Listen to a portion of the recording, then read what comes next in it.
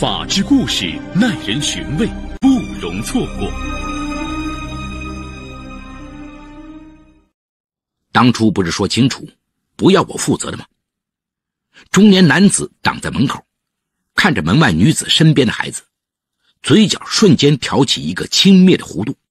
门外的女子用手捋了捋孩子的头发，恳切地说：可我真的实在没有办法。话音未落，砰的一声，男子把门重重地关上了。女子蹲下身子，抱起身边的孩子，眼泪无声地流下来。这泪水是为自己如今的处境，也是为自己多年前的无知。任何女人如果有获得真爱的机会，应该都不会放过。可要是结婚的初衷没有了纯粹，那么这样的需求或许就会平稳实际很多。从四川农村到上海来打工的熊美珍就是这样一个女人。当初年轻漂亮的她要找个情投意合的同乡男人并非难事，但她一门心思要找个上海男人。因为嫁给一个上海男人，熊美珍从此就能在上海有个家了。1993年初，年仅22岁的熊美珍经人介绍认识了家住上海郊区的胡丽萍。第一次见面，熊美珍就心里一凉。坐在对面的这个男人比自己大10几岁，整个人瘦筋筋的，细眉小眼，浑身没有一点男子气。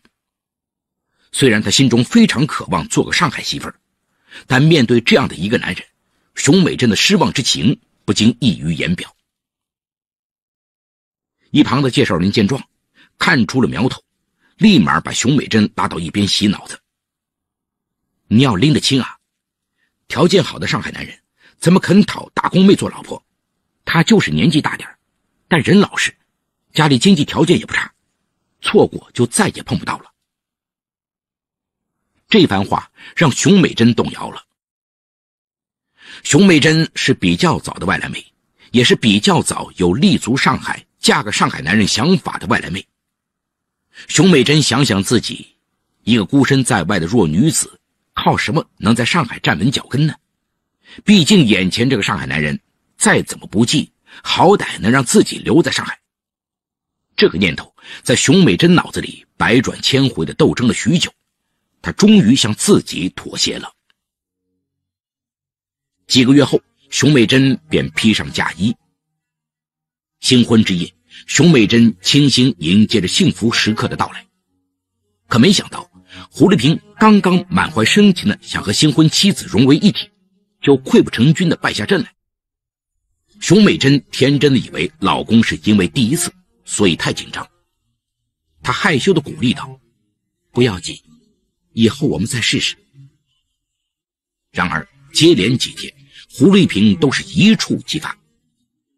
虽然熊美珍对胡丽萍谈不上什么爱情，但这个现实多少让她觉得有些说不出的郁闷。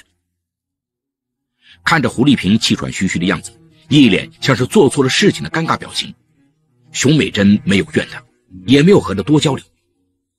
婚后，胡丽萍对熊美珍千依百顺。作为男人，他的心里对年轻的妻子始终有份歉疚。而熊美珍安慰自己，身边其他打工妹的婚姻也不见得比自己好，至少现在自己不用四处漂泊，丈夫的隐疾也许还能治好。两人如此相处，在我们现在想来是有些凉薄，但不管怎么说，夫妻俩都接受了这个事实，都觉得可以相安无事的继续过下去。日子一天天的过着，让熊美珍想不到的是，丈夫的难言之隐不仅没有渐渐好起来，反而越来越不行了。本来这是小夫妻之间的隐私，可偏偏茶余饭后喜欢说三道四的人特别多，风言风语不时传到熊美珍的耳中。一天下午，熊美珍到楼下的杂货店买些日用品，店里的老板娘不时用鄙夷的眼光打量着她。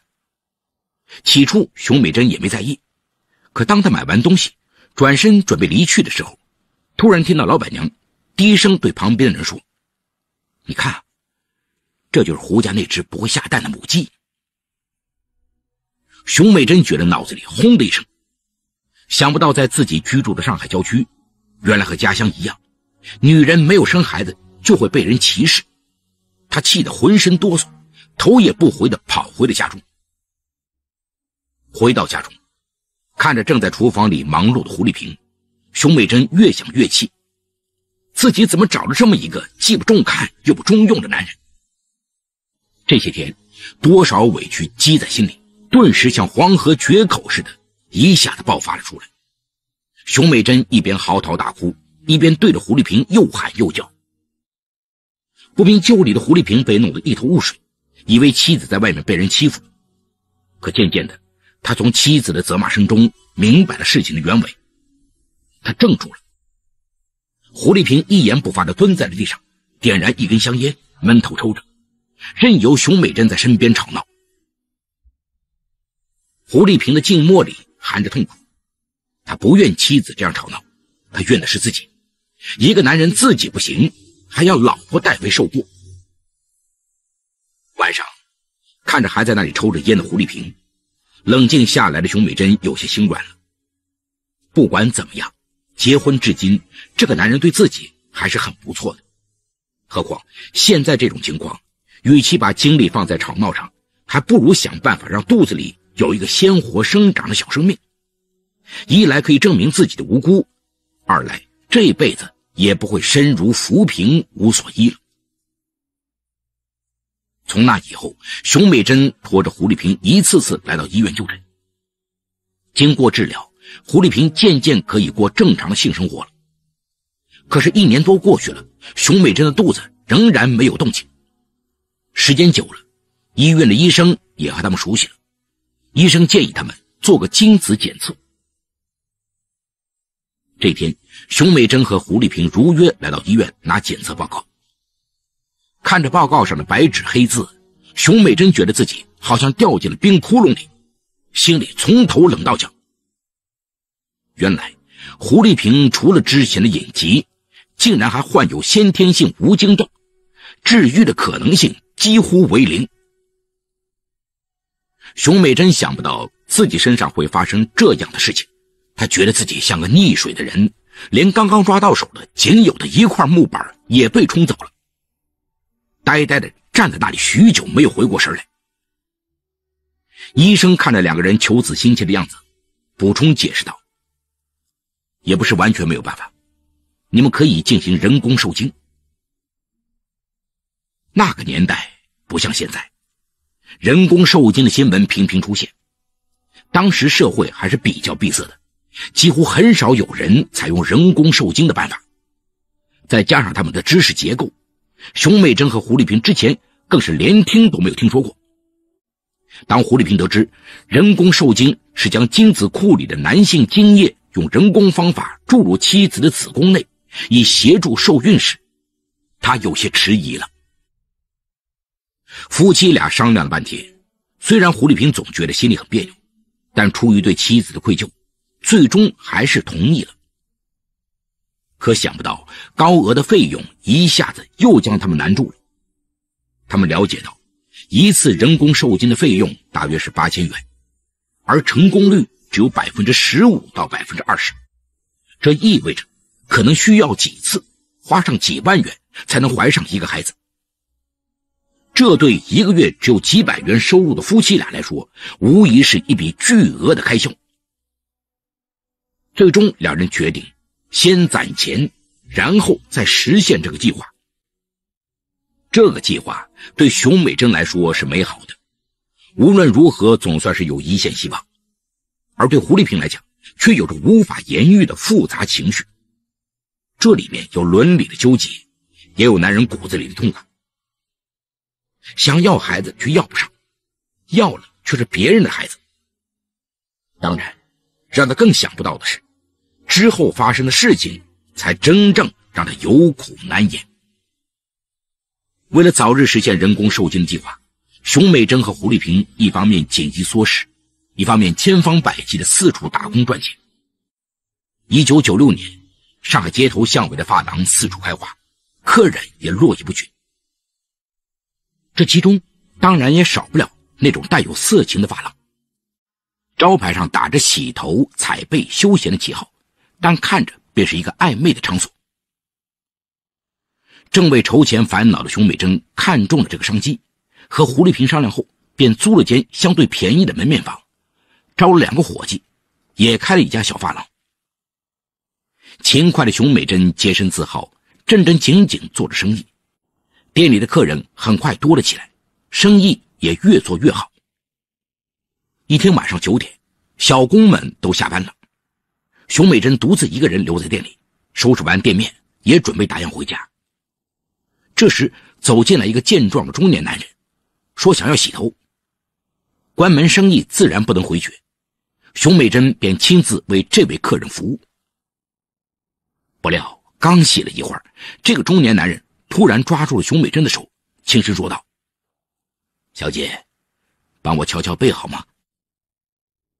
熊美珍心里一惊，这行她也算是干了不少时间了，对敲背一词自然是非常敏感。客人口中的敲背真正的含义其实就是卖淫。熊美珍开店的初衷是为了赚钱生子，本本分分地向着一个目标努力。她从来没有想过靠出卖色相赚钱，于是她立刻拒绝了：“先生，对不起，我们不提供这项服务的。”“你开个价吗？哪有开发廊不敲背的？不要假正经了。”中年男子色眯眯地看着熊美珍，伸手就想抱她。看到对方这个样子，熊美珍吓得双手直往外推：“你不要过来，不要过来！”可中年男子哪里听得进去，仗着身强力壮，一下子把熊美珍压在了身体下面。熊美珍拼命地反抗着，想挣脱出来，可不管怎么努力都无济于事。看着眼前这个高大魁梧的男人，忽然一个疯狂的念头闪进了熊美珍的脑海中，何不借此机会利用这个男人让自己生个孩子？想到这里，熊美珍停止了挣扎，认真地说道：“先生，我真的不是小姐。”他欲言又止，咬着自己的嘴唇，整个脸涨得通红。最后熊美珍狠下了心，吞吞吐吐地把想法说了出来。听熊美珍说完，这个中年男子一下子傻眼了。这一晚他倒是真心想到发廊来找乐子的，没料到居然还能碰上这种免费的好事儿。他仔细打量了熊美珍一番，这个川妹子长得娇小可人，还颇有几分姿色。他心中一阵暗喜，然后便对熊美珍说：“我姓白，这段时间我们就当临时夫妻好了。不过话说在前头，你可不能赖着我，我是不会认这个小孩的。你将来可不能跟我要抚养费，让孩子认爸爸。”“绝不会的，我有自己的丈夫，自己的家，我们有自己的收入，能养得起这个孩子。”熊美珍的态度很明确，也很诚恳。当晚，这位姓白的先生就在发廊里过夜。那天之后，白先生隔三差五会来发廊播种。几个月后，熊美珍终于完成使命，她怀孕了。回想起这些日子的红杏出墙，熊美珍对老公不免有些愧疚，但对得子心切的她来说，既然未来的生活里她无法拥有爱，无法拥有很多的钱，那至少要有一个属于自己的孩子，有一个能够在他乡陪伴自己的亲人。这个荒唐的计划，熊美珍自始至终都是瞒着丈夫进行的。可眼看着肚子一天天隆起，她不得不向胡丽萍摊牌。听完妻子的诉说，胡丽萍气得说不出话来。虽然自己有缺陷在先，但怎么可以让自己这样顶缸呢？她狠狠地抽了熊美珍一记耳光。熊美珍捂着被打的脸颊，涕泗交加地说：“你以为我想啊？你要是有用，我至于要走这条路吗？”一听这话，胡丽萍颓然坐在了沙发上。看着哭哭啼啼的妻子，胡丽萍心里是五味杂陈。想想自己没有生育能力，要是这事情再传出去，自己怎么抬得起头？他闷着头抽了半晌的烟，喃喃地说道：事情既然已经这样了，也没办法了，但你保证和那个男人一刀两断。熊美珍听丈夫这样说，含泪一下子扑过去抱住了他。孩子，只认你是他爸爸。之后的日子，在父母和亲人们的喜悦的祝福中，胡丽萍渐渐埋藏了内心的不快，接受了妻子精心设计的借精事实。第二年春天，在经历了10月怀胎的艰辛后，熊美珍如愿地生下了一个男孩。她对这个特殊的儿子喜爱有加，体体面面地为儿子操办了满月酒。而胡丽萍却不一样，常常在夜里看着孩子熟睡的小脸，心里百感交集。一直以来，她都渴望着能有个孩子。如今虽然有了孩子，自己只是名义上的爸爸，怪只怪自己力不从心，生活还要继续。她只能说服自己在这个孩子身上倾注父爱。毕竟在不知情的人看来，他们还是幸福的一家子。树欲静而风不止，当他们以为可以淡忘曾经的羞耻时，命运又掀起了一股浪潮，让多年的恩怨一点一点展开了。孩子3岁那年，胡丽萍抱着儿子去街上散步，不经意间听到一个邻居阿婆正在和几个乘风凉的人说：看看丽萍喜滋滋的样子，这个儿子还不是人家帮他养的。胡丽萍的心好像被什么突然撞了一下，一种很痛的感觉从心底里弥散开来。回到家里，他把儿子往熊美珍怀里一塞，久久说不出一句话。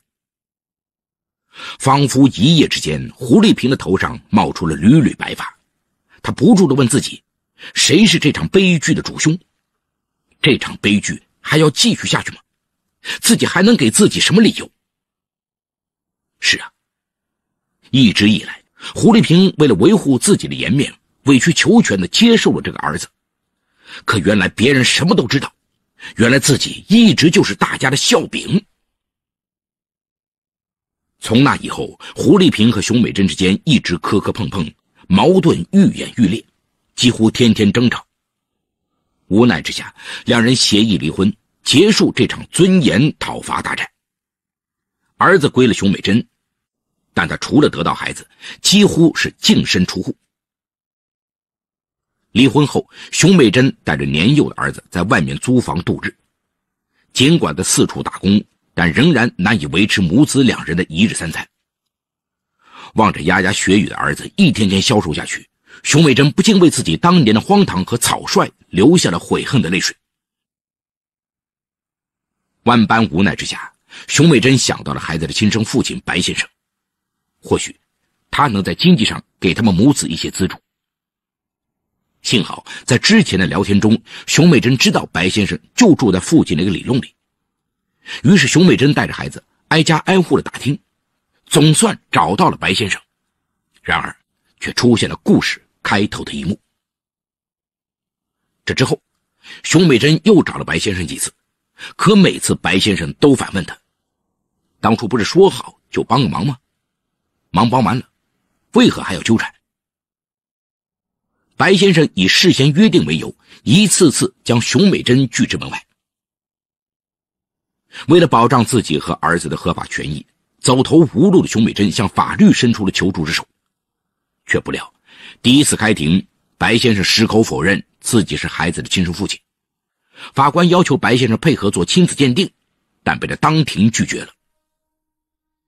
2000年，法院作出判定，孩子应视为白先生的亲生子，非婚生子女享有与婚生子女同等的权利。